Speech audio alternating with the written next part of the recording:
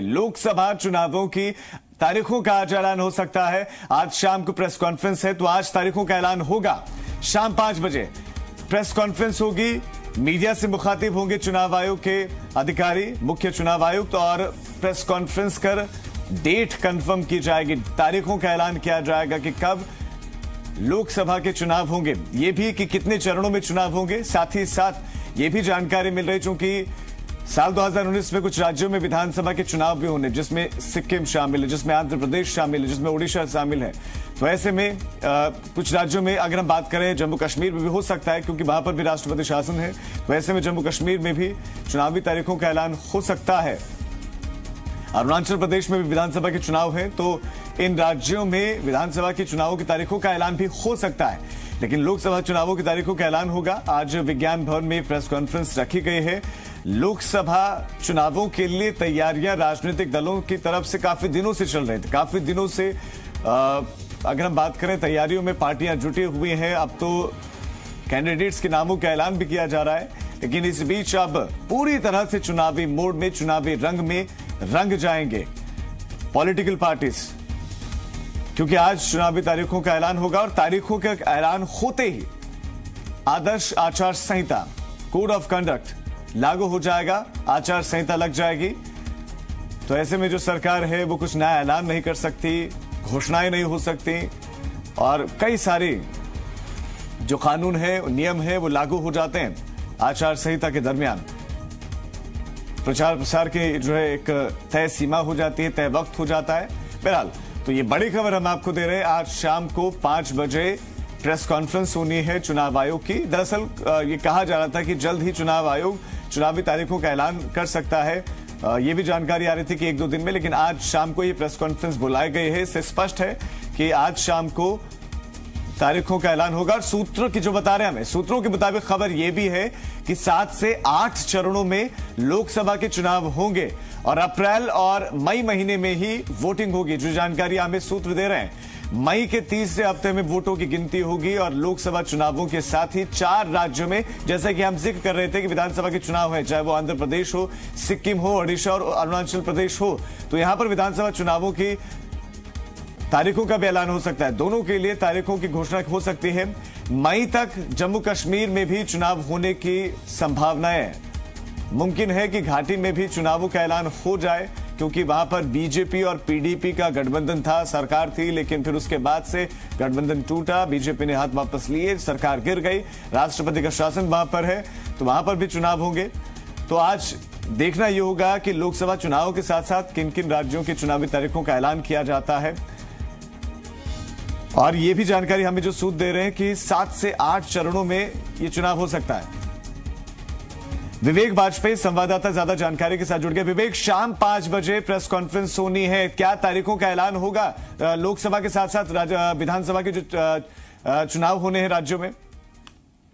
देखिए, विधानसभा के 4 राज्यों के चुनाव राजीव तय हैं कि 7 होंगे, लेकिन अब जो सबसे बड़ी खबर है, पहली प्राथमिकता चुनाव आयोग की है कि लोकसभा चुनाव की तारीखों का आज ऐलान किया जाए और सकुशल लोकसभा चुनाव संपन्न कराए जाए। 5 बजे चुनाव आयोग ने प्रेस कॉन्फ्रेंस बुलाई है निर्वाचन सदन में। तीनों चुनाव आयुक्त उस प्रेस कॉन्फ्रेंस में रहेंगे और खुद मुख्य चुनाव आयुक्त उस पीसी को होल्ड करेंगे, वो पीसी करेंगे, पत्रकारों को सब बताएंगे कि लोकसभा चुनाव की क्या तारीखें होंगी। और चुनाव आयोग की जैसे ही पीसी राजीव शुरू होगी, वैसे ही पूरे देश में आदर्श आचार संहिता लग जाएगी। यानी कोई ऐसा काम जिससे मतदाताओं को प्रभावित किया जा सकता है, मतदाताओं पे असर डाला जा सकता है, वो काम किसी भी स्टेट में नहीं होंगे। थोड़ा सा इंतजार अब हमें करना होगा, लेकिन जो हमारे सोर्सेज हैं उनके मुताबिक 7 से 8 चरणों में इस बार लोकसभा के चुनाव कराए जाएंगे। जहां तक बात मध्य प्रदेश छत्तीसगढ़ की है, पिछली बार भी 3 फेज में चुनाव हुए थे। तो अप्रैल के फर्स्ट वीक या सेकेंड वीक में छत्तीसगढ़, मध्य प्रदेश में मतदान हो सकता है प्रथम चरण का। लेकिन अब चूंकि कयास लगाना ठीक नहीं होगा, क्योंकि 5 बजे चुनाव आयोग प्रेस कॉन्फ्रेंस कर रहा है, उसमें स्थिति साफ हो जाएगी, डेटें आ जाएंगी, अधिसूचना कब जारी होगी, वोटिंग कब होगी, काउंटिंग कब होगी, ये 5 बजे चुनाव आयोग साफ कर देगा। लेकिन ये तय है कि इस बार का चुनाव राजीव बेहद दिलचस्प रहने वाला है। कांग्रेस बीजेपी दोनों पूरी ताकत से मध्य प्रदेश छत्तीसगढ़ में लगे हुए हैं। हालांकि ये अलग बात है कि विधानसभा के चुनाव बीजेपी के फेवर में नहीं थे, लेकिन लोकसभा में बीजेपी ने कमर कसी है। मध्य प्रदेश में आपको पता है कि लगातार शिवराज सिंह चौहान जिलों के दौरे कर रहे हैं, कार्यकर्ताओं से मिल रहे हैं, वो उनकी अपनी बात रखने में विवेक इसे चूंकि जैसे कि जानकारी आप भी दे रहे हैं कि हो सकता है कि विधानसभा जो कि चाहे ओडिशा हो, चाहे वो आंध्र प्रदेश हो, सिक्किम हो या अरुणाचल प्रदेश, यहाँ पर विधानसभा के चुनाव होने उनकी तारीखों का ऐलान हो सकता है। लेकिन क्या घाटी को लेकर भी ऐलान हो सकता है, चुनावी तारीखों का ऐलान हो सकता है, क्योंकि वहां पर भी राष्ट्रपति शासन है? जी, राज्यपाल ने मीटिंग की थी चुनाव अधिकारियों के साथ। वहां पे कुछ उन लोगों की बात हुई थी, लेकिन चूंकि कश्मीर में, श्रीनगर में या जम्मू कश्मीर में चुनाव कराना उतना आसान नहीं होता है। अलग से पूरा क्योंकि आतंकी घटनाओं की वजह से काफी फोर्सेस की तैनाती वहां पे की जाती है। गवर्नर की तरफ से चुनाव आयोग के साथ मीटिंग जरूर हुई है, लेकिन 4 राज्य, जैसा कि मैंने राजीव आपको बताया कि 4 राज्यों के तो कन्फर्म है कि लोकसभा चुनाव के साथ ही विधानसभा के भी चुनाव होंगे। लेकिन जम्मू कश्मीर का देखना होगा। चुनाव आयोग पहले एक बार कह चुका है कि वो पूरी तरीके से तैयार है। अगर स्टेट गवर्नमेंट, स्टेट एडमिनिस्ट्रेशन उस तरीके का प्रपोजल देता है तो वो चुनाव लोकसभा के साथ करा सकता है। 5 बजे का इंतजार राजीव रहेगा जम्मू कश्मीर को भी लेकर कि क्या वहां पे भी विधानसभा चुनाव को कराने को लेकर चुनाव आयोग कोई ऐलान करता है। जी विवेक, तमाम जानकारी के लिए धन्यवाद। तो वाकई अब सभी को इंतजार है 5 बजे का, जब प्रेस कॉन्फ्रेंस होगी और राजनीतिक दलों की निगाहें भी रहेंगी इस प्रेस कॉन्फ्रेंस पर कि तारीखों का ऐलान कब तक होता है, कितने चरणों में, और जो पूरी की पूरी प्रक्रिया है वो क्या कुछ रहेगी, तमाम चीजों की जानकारी दी जाएगी। गोविंद सिंह जी सहकारिता मंत्री हमारे साथ जुड़ गए हैं। गोविंद सिंह जी, बहुत बहुत स्वागत है आपका। आज शाम को 5 बजे प्रेस कॉन्फ्रेंस होनी है और चुनावी तारीखों का ऐलान किया जाएगा।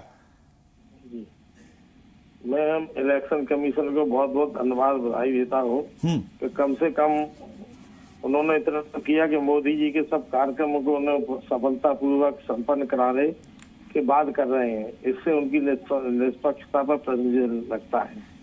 ये सवाल तो पहले भी आप लोग उठाते रहे हैं, पहले भी चुनाव आयोग इस पर स्पष्टीकरण देता रहा है कि जब तय वक्त आएगा, जब सही वक्त आएगा उसी वक्त तो हम ऐलान करेंगे। पहले ऐलान कर दें क्या? नहीं, ऐसा कभी नहीं हुआ कि जब प्रधानमंत्री जी के जो विधिवत कार्यक्रम चल रहे थे, उद्घाटन के, शिलान्यास के, पूरे देश में विकास कार्यों के छोटे जो उन्होंने पत्थर लगवाए हैं, तब तक उन्होंने सकुशलता पूर्व चुनाव आयोग ने लगाने का पूरा समय दिया। इसके लिए मैं उनको चुनाव आयोग को धन्यवाद दे रहा हूँ। उनकी इस कार्य पद्धति के लिए मैं तारीफ करते हुए उनको बहुत बहुत बधाई, धन्यवाद दे रहा हूँ।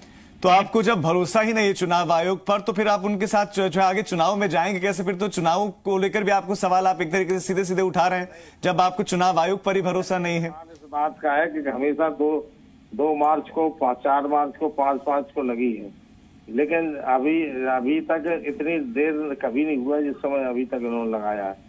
जी गोविंद सिंह जी, आप हमारे साथ बने रहे। गोपाल भार्गव जी इस वक्त हमारे साथ जुड़ गए, बीजेपी नेता। गोपाल भार्गव जी, आज शाम को 5 बजे प्रेस कॉन्फ्रेंस होनी है और प्रेस कॉन्फ्रेंस में चुनावी तारीखों का ऐलान होगा। कांग्रेस कह रही है कि अब तो सारे कार्यक्रम संपन्न कर लिए हैं बीजेपी ने, तो अब तो तारीखों का ऐलान होना ही था, जो हो गया। ठीक बात है, चुनाव तो एक अनिवार्य प्रक्रिया है और समय आने पर एक निश्चित समय के बाद, जैसा कि 5 वर्ष का एक कार्यकाल होता है लोकसभा का और विधानमंडलों का, 5 साल पूरे हो रहे हैं और इस कारण से चुनाव की तारीखें घोषित होना लाजमी है। आज संभवतः घोषित होंगी तारीखें। तैयारियों की बात करें हम, तैयारियां कितनी है बीजेपी की? बीजेपी की तैयारियां पूरी हैं, हमेशा से रही बीजेपी तैयार। किसी भी समय चुनाव हो जाए, चाहे विधानसभा के हो चाहे लोकसभा के, हमेशा तैयार। और आज हम लोगों ने विशेष रूप से अपना एक अभियान शुरू करने का निर्णय किया है, जो नीमच से शुरू हो रहा है और पूरे प्रदेश के सभी 29 नगरीय क्षेत्रों से निकलेगा, सभी में जाएगा। और हम अपनी नीतियों के बारे में, अपने आगे के कार्यक्रम के बारे में लोगों को बताएंगे। और जो विपक्षी पार्टी है, दूसरी पार्टियां हैं, कांग्रेस पार्टी इत्यादि, उनकी विफलताओं के बारे में, मध्य प्रदेश में जो अभी उन्होंने सरकार बनाई है उनकी थोथी और झूठी घोषणाओं के बारे में। क्या महागठबंधन बनाने की जो कवायदें हो रही हैं, क्या वो चुनौती देगा? क्या लगता है आपको कि चुनौती मिलेगी आपको विपक्ष से? गठबंधन नहीं है, वो ठगबंधन है, उसके लिए सारे लोग जानते हैं। विपरीत विचारधाराओं के लोग इकट्ठे हो रहे हैं सिर्फ एक ही कार्यक्रम को लेकर, किसी तरह सत्ता हत्याई। आज सत्ता हत्यालय जैसा कि पहले भी मनमोहन सिंह जी के समय हुआ था, और लगातार स्कैम हुए, लगातार घोटाले हुए, और अरबों खरबों रुपए की राशि जो है घोटालों में चली गई। अभी भी प्रकरण चल रहे हैं, लोगों पे मामले चल रहे हैं, मामले प्रमाणित भी पाए गए। लेकिन हाल ही में जो विधानसभा के चुनाव हुए, जिन जिन राज्यों में हुए, ज्यादातर जगहों पर बीजेपी को हार मिली है। तो ऐसे में राहुल गांधी बेहद उत्साहित है उधर, दूसरी तरफ सपा बसपा की बात करें या दूसरी राजनीतिक दलों की बात करें या ममता बनर्जी की बात करें या लेफ्ट की बात करें, वो पूरी तरह से तैयार है और वो ये मानकर चल रहे हैं कि इस बार वो मैंडेट तो नहीं आएगा जो 2014 में आया था।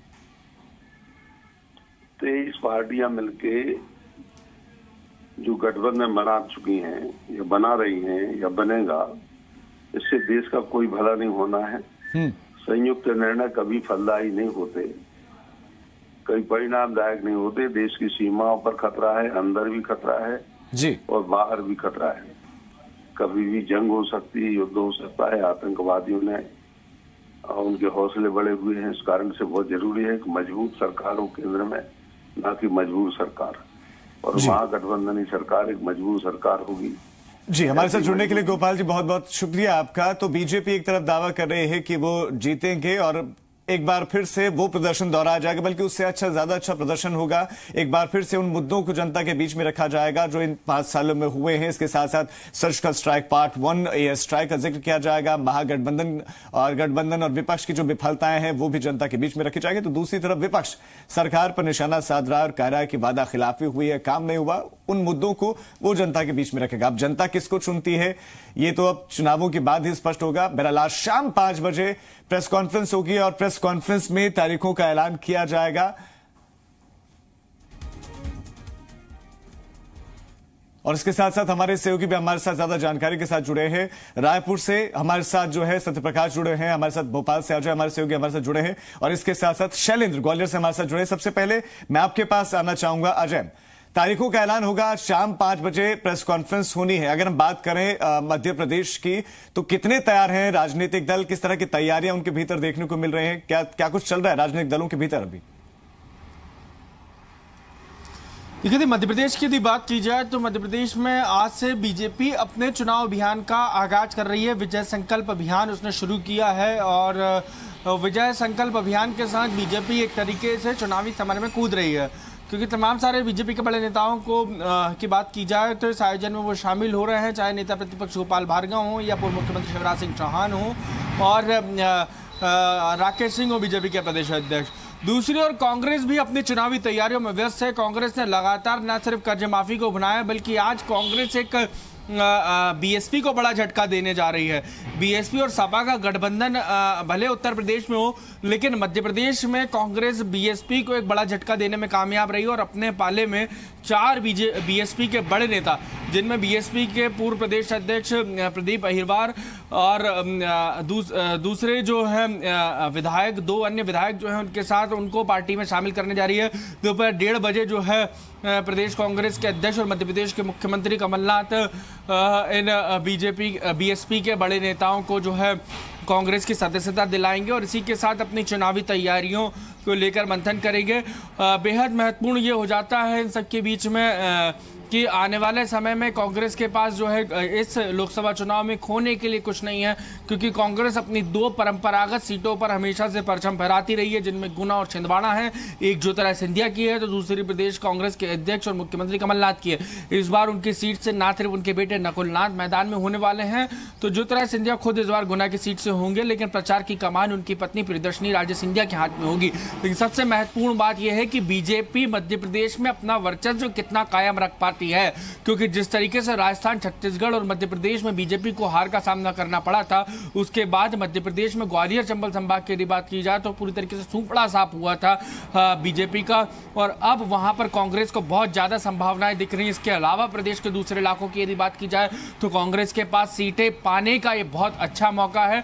लेकिन सवाल ये है कि कांग्रेस ने विधानसभा चुनाव के वक्त जिस तरीके का प्रदर्शन रहा है वो कितना कायम रख पाती है, क्योंकि चुनौतियां कई हैं। कई ऐसे विधायक असंतुष्ट हैं जिनको मंत्री नहीं बनाया गया, वो नाराज हैं, जिनमें ग्वालियर चंबल संभाग के विधायक भी शामिल हैं। इसके अलावा मैं आपको अजय रोकना चाहूंगा इस बीच हमारे साथ कैलाश विजयवर्गीय जी जुड़ गए हैं, बीजेपी के महासचिव। कैलाश विजयवर्गीय जी, बहुत बहुत स्वागत है आपका।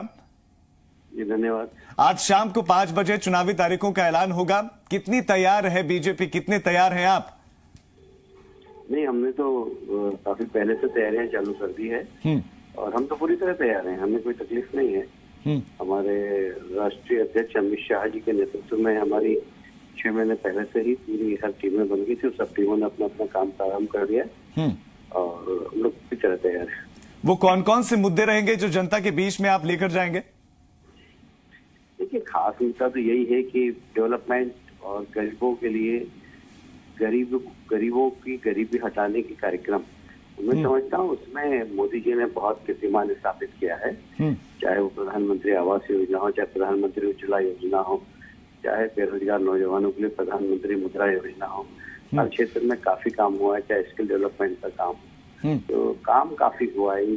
5 वर्षों 4.5 वर्षों के अंदर इतना काम हुआ है कि मैं एक चुनौती भी दे सकता हूँ कि आजादी के बाद कोई भी सरकारें रही हो, गरीबों के लिए जितने मकान नहीं बने उससे कहीं ज्यादा मोदी जी के कार्यकाल में प्रधानमंत्री आवास योजना के माध्यम से लगभग 2 करोड़ से ज्यादा मकान बन गए। तो एक बहुत बड़ी उपलब्धि है। गरीबों को गरीबी दूर करने का एक जो गरीबी कल्याण के जो कार्यक्रम है उसमें ये सरकार तो 100 में से 100 नंबर दे सकती है। लेकिन दूसरी तरफ विपक्ष भी तैयार है, वो तो कह रहा है कि हम एम्प्लॉयमेंट के मसले को रखेंगे कि जो एम्प्लॉयमेंट मिला ही नहीं है, रोजगार तो मिला ही नहीं है। पकौड़ा जो पूरा का पूरा प्रकरण चला उस पर वो सवाल उठा रहे हैं। साथ साथ महागठबंधन जो बनाने की कवायदें चलती हैं, क्या वो लगता है कि बीजेपी को चुनौती दे पाएगी इस बार? देखिए, महागठबंधन के आपसे भी कोई हालात छुपे नहीं है। वहां पर किस प्रकार आपस में सीटों के बंटवारों की 15 बात हो रही है, फिर नेता कौन होगा उनका, इसके ऊपर उनका झगड़ा है। फिर उनका कोई एक एजेंडा नहीं, सिर्फ एक ही एजेंडा कि मोदी को हटाओ। इस एजेंडे के आधार पर देश की जनता किसी को वोट देती नहीं है। आपका कोई एजेंडा हो तो आप बताएं। एजेंडा एक ही कि मोदी हटाओ, और मोदी हटाओ का नारा देते देते कई बार तो ऐसी गलती कर देते हैं ये लोग कि देश का ही विरोध करने लगते हैं, सैनिकों का ही विरोध करने लगते हैं।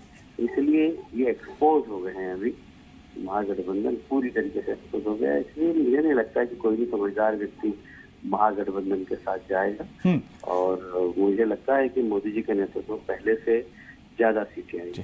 कैलाश विजयवर्गीय जी, हमारे साथ जो है सहकारिता मंत्री जुड़े थे गोविंद जी, उनका ये कहना था कि चुनाव आयोग ने इंतजार किया, मोदी जी ने जब सारे फीते काट दिए उसके बाद अब चुनावी तारीखों का ऐलान किया, यानी कि पूरा वक्त बीजेपी को दिया और उसके बाद देर से अब चुनावी तारीखों का ऐलान किया गया है। तो एक तरीके से एक राजनीतिक दल को सपोर्ट करते हुए काम कर रहे हैं, सीधे सीधे निर्वाचन आयोग पर सवाल उठाए।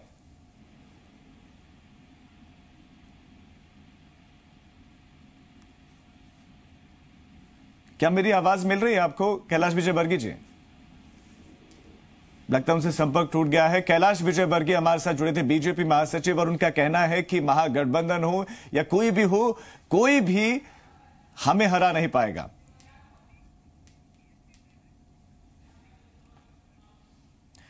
इस बीच हमारे साथ टीएस सिंहदेव जी जुड़ गए हैं। टीएस सिंहदेव जी, बहुत बहुत स्वागत है आपका। 5 बजे शाम को प्रेस कॉन्फ्रेंस होनी है, कितनी तैयार, हम बात करें कांग्रेस की, कितने तैयार हैं आप, और क्या कुछ लगता है इस बार के 2019 के इन लोकसभा चुनाव में किस तरह का प्रदर्शन होगा कांग्रेस का, या फिर अगर महागठबंधन बनता है तो उसका? जी नमस्कार। और इंतजार सभी को था कि अब कब होगी घोषणा। आज प्रेस कॉन्फ्रेंस बुलाया जा रहा है। अगर उसमें तिथियां आ जाएंगी तो एक सुनिश्चितता बन जाती है और जितना जल्दी ये हो अच्छा है। राजनीतिक दल पूरी तरह से तैयार है, कांग्रेस पार्टी भी पूरी तरह से तैयार है। विगत महीनों से इस तैयारी में हम लोग लगे हैं। चुनाव आयोग की तारीख के लिए इंतजार हम लोग नहीं कर रहे, और जब तारीख आएगी तो ये जरूर है कि औपचारिकताएं घोषणाओं की और शिलान्यासों की ये थम जाएगी, नए कामों के सैंक्शन होने की प्रक्रिया थम जाएगी जी। और तारीख आने से अब चुनाव के लिए तैयारी हो जाएगी, फील्ड वर्क की। टीएस सिंहदेव जी, बीजेपी तो कह रही है कि बीजेपी सर्जिकल स्ट्राइक के मुद्दे को रखेगी, इसके साथ साथ उज्ज्वला योजना और दूसरी तमाम योजनाएं उनको, यानी कि उनके काम को, विकास के काम को जनता के बीच में रखेगी। कांग्रेस क्या रखेगी? कांग्रेस अपने पॉजिटिव विकल्प अलग से रखेगी और उज्ज्वला जैसी योजना क्योंकि विफल हुई है, इसी कारण से दुर्भाग्य है कि सर्जिकल स्ट्राइक की बात करनी पड़ रही है।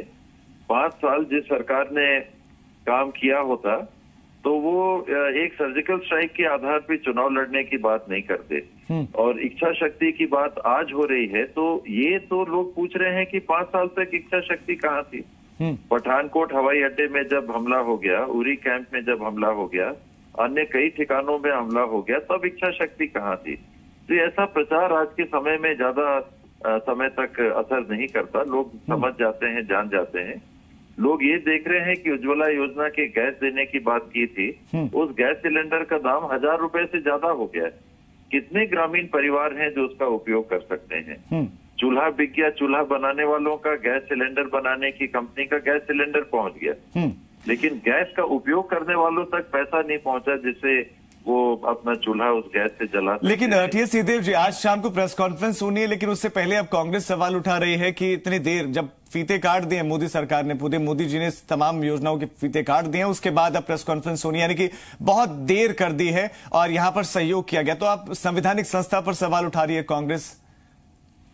नहीं, कांग्रेस तो मेरे ख्याल से आधिकारिक रूप से क्या कह रही है मेरे को सही में जानकारी नहीं है। कुछ साथियों ने ऐसा कहा होगा।